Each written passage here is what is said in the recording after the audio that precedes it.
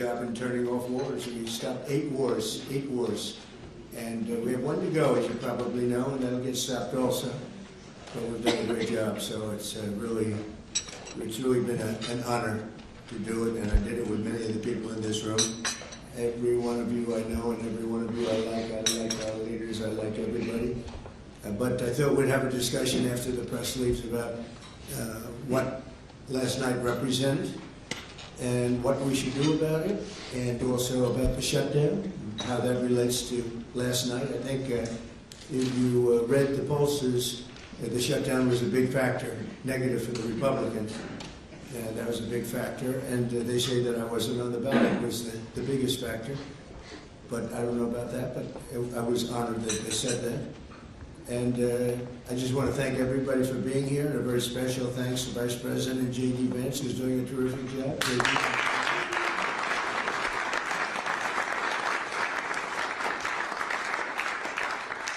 As well as the Senate leadership team that has been working very hard, working really, I will tell you, nobody's working any harder representing the American people, including Senator John Thune. John, thank you.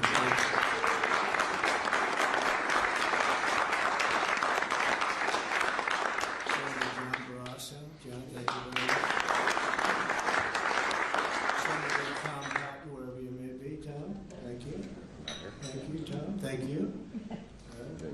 So Senator Shelley Moore Capito, who has been very Senator James Langford from one of my favorite states, 77 out of 77. Reagan was 56. That was the record. We got every one of them. Thank you, Jim. And a fantastic friend of mine and an incredible advocate during the election a year ago, Tim Scott. Thank you, Tim. So as you know, we are in the midst of a disastrous Democrat-created government shutdown, and it is Democrat-created, but I don't think they're getting really the blame that they should. That's now officially the longest shutdown in American history. The Democrat radicals in the Senate have shown zero interest in reopening the government, and I don't think they'll act so soon. A lot of people disagree. I've been saying for the last 30 days, we've had 4 or 5 different points. Yes, sir, they're going to get it right now. We should have it done in a day. I've heard that about 4 times. I heard it after Kings. They said I was a king. And I heard it after Kings. I heard it after a couple of other moments in time. And I said, no, I don't believe so. And now I heard it's after the election. I don't believe so. I think they will. I think they're kamikaze pilots. I just got back from Japan. I talked about the kamikaze pilots. I think these guys are kamikaze. They'll take down the country if they have to. So I don't think so. Millions of Americans are going to be without SNAP benefits. And I will say about SNAP benefits, so when I was president, we had $7 billion worth, and now they have many times that, because these benefits were given to anybody that asked. And they're up to, I hear, just many times, $47 billion. So it wasn't the purpose of SNAP. It was for people that really had problems, down and out, people that really had problems. But during Biden, they gave it to anybody that wanted it. I think it's something you have to talk about because the numbers are incredible. But countless public servants are now not being paid, and the air traffic control system is under increasing strain. We must get the government back open soon, and really immediately. We have to get it up. We have the hottest economy we've ever had, and it's affecting the stock market now a little bit. But the stock market, as of Friday, has hit many record highs during the last 9 months, many. And it will again. This is just the beginning, because with these plants that are being built right now start opening up, we've never had anything like this as a boom. There's a construction boom right now, but that's going to be bigger than that. That's going to be an economic boom as soon as they open up, and it's going to be something special. We have car companies coming in. When I was in Japan, Toyota, Mr. Toyota, I said, "What's your name?" "Toyota." I said, "Oh, you're rich." I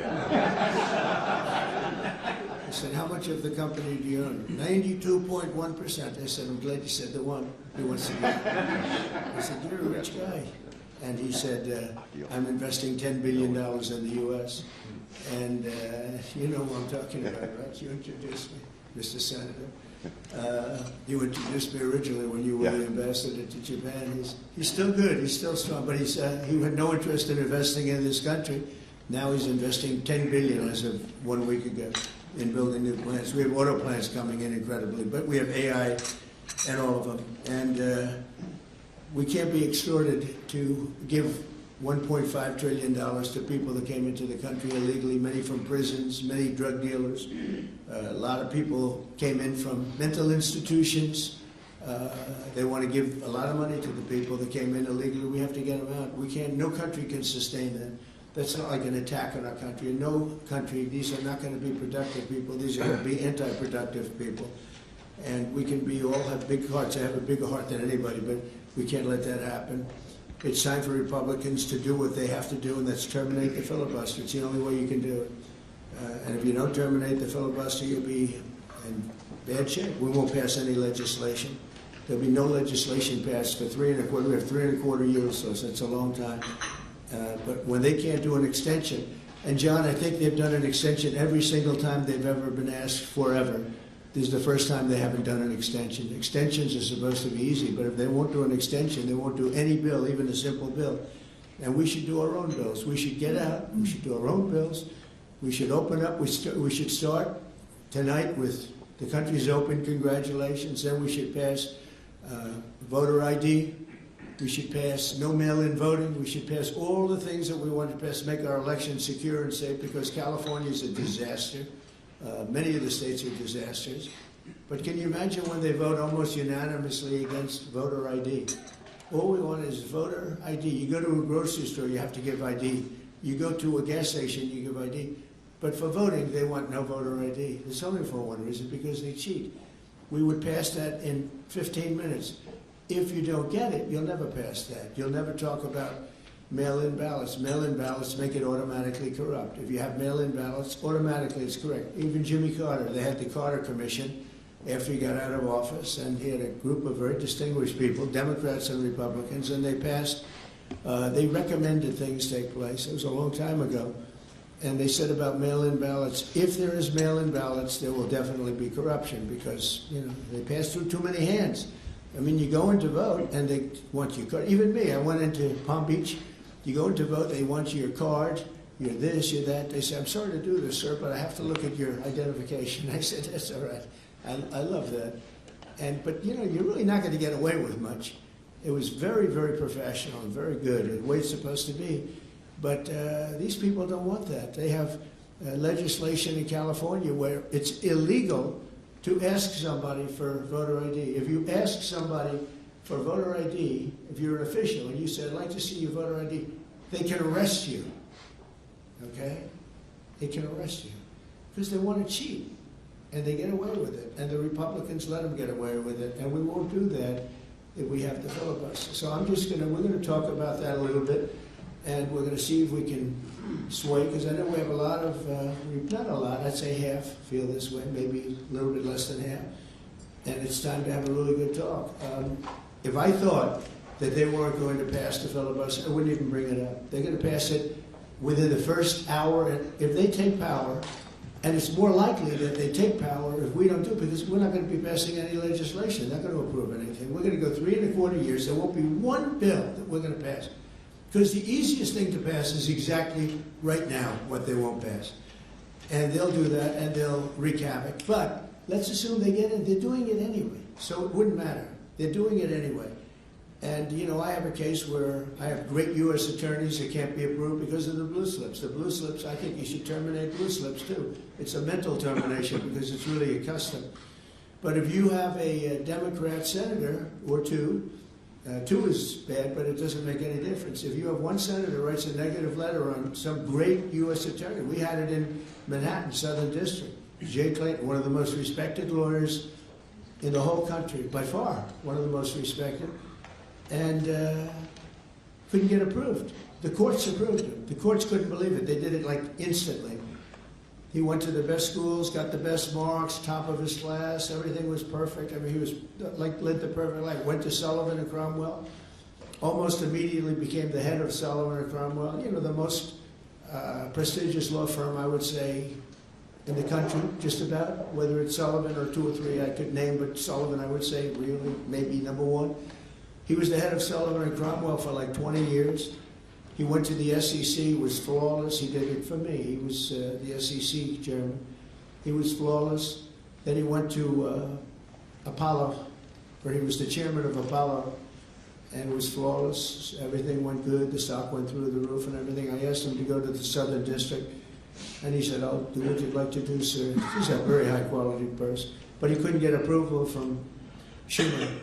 Schumer didn't approve him. Best student, best schools, everything. He's like flawless. And the courts actually said, "You're not approving Jay Clayton." Right, Lindsay, you heard this.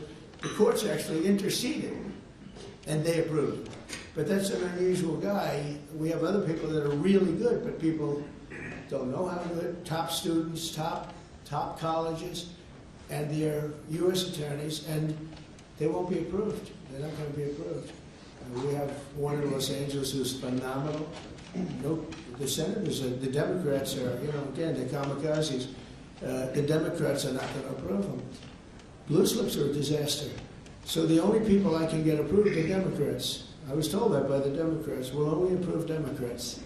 I said, really? Is that not going to work that way? Not going to work that way with me. But the blue slips are a total disaster. I have 10 people right now that are doing a phenomenal job, and they will be out of office pretty soon. They've got another 2-3 weeks, a couple of them, and then they're going to have to leave. And it's actually a blight on their record because, nobody knows why they left, but it looks like they served 8 weeks and then they had to leave. But they're not going to get the approval because the Democrat, radical left, lunatic senators are saying you can't, we're not going to approve you. And if we're not going to approve you, I had actually one Republican who got 2 great letters, but it turned out that he was a rhino, but that was a nice term for him. Now, he got 2 letters of approval, and when I said 2 Democrats approved him, I had to fire him because I figured if 2 Democrats approved him, they wrote the most beautiful letters. I found out, man, this is strange, and he was no good. I fired him.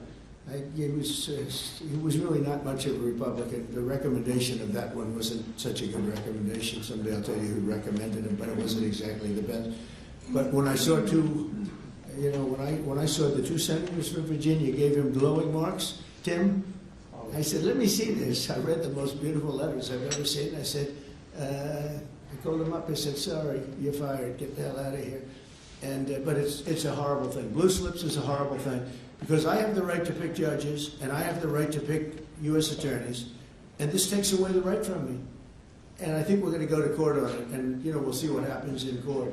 But it gives the president, it takes away the right of the president to pick people to serve on the court and to serve as U.S. attorneys, which is very important. But the biggest thing is the filibuster. We have to get the country going. We will pass legislation at levels you've never seen before, and it'll be impossible to beat us. By the way, if they do, they're going to do it anyway, and they are going to immediately do the filibuster. And when they do the filibuster, they're going to pack the court. They want at least five justices. Now I hear it's up to 5. I actually heard up to 7 and up to 9, okay? They want new judges. They want to pack the court, and they will do it in the first day, maybe the week. Maybe they'll slow it down because there's no reason to rush. But they'll do it the first week. They'll vote on this. And I have friends over there that are Democrats. I'm close to a lot of people. And I asked them about that because some people say, well, maybe they won't do that. I mean, they destroyed the career of Manchin and Sinema, and they got them out. They were the only objectors. Nobody else is going to object. They're going to do it the first day. They're going to pack the court. They're going to make D.C. a state, and they're going to make Puerto Rico a state. So now they pick up 2 states. They pick up 4 senators, okay? You think you have problems? They're going to do all of the things. They're going to pick up electoral votes. It's going to be a very, very bad situation. And it's done. It's done. As soon as they attain power. Now, if we do what I'm saying, they'll most likely never attain power because we will have passed every single thing that you can imagine that it's good and all good for the country. And there'll be no reason to. If we don't do that, people say they're not doing much and they're in power. So the good news is we did the great big beautiful bill, and it's the greatest thing we could have done. And the smartest thing with John our Speaker of the House, who's so good, Mike Johnson. We did all in one bill.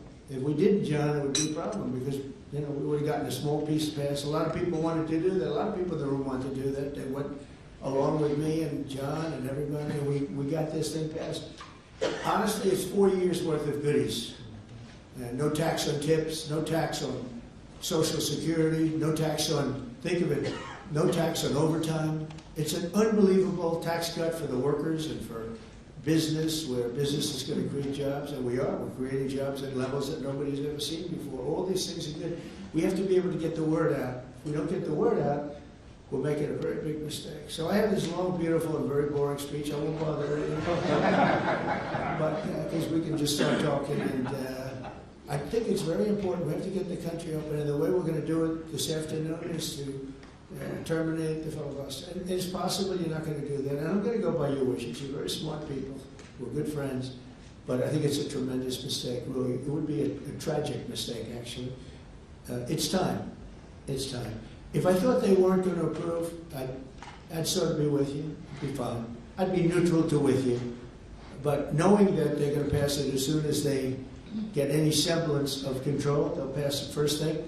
Then it's like we have to do it first. And we have 2 years, and we'll end up with 2-3 years, and we'll have this country so perfect. We will have passed more legislation than any Congress and any group of senators or a group of congressmen.